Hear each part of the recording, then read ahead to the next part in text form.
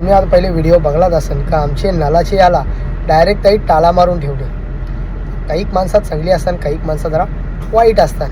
आता इथं तुम्ही बघले असेल पक्की लाईन लागली. 2 नळ आम्ही चालू ठेवले आणि एक आमच्या इथं चालू आहे, एक आमचे बाबाशी इथं नळ चालू आहे. का त्यांना बोलायला कोण नाही ना म्हणून. थकबाकी थोडी बाकी, कमीत कमी लाख रुपये थकबाकी बाकी असतं नळाची.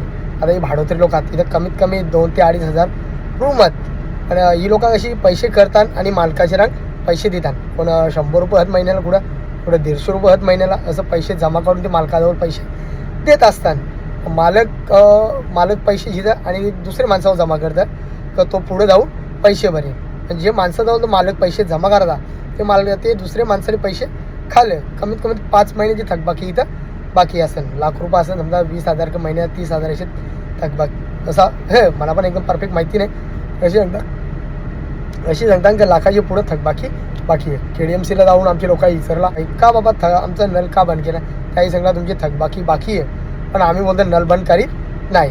बोलतो तुमचे माणसाही सांगली म्हणून आम्ही बोलतो नळाला येऊन टाळा लावली. म्हणजे आपलीच माणसं आपले वाईटावर असताना काही माणसं अशी आहेत आवडी आजारी आहेत घरामध्ये का घराच्या बाहेर निघू पण शकत नाही. डायरेक्ट खाटण पडलेली आहेत. त्यांना प्रत्येकी 2 माणसं लागतात. घरामध्ये प्रत्येकाचे 3, 4 ते 5 माणसं असतात. काही जण कामाला गेली, काही जण कामाला नाही गेली.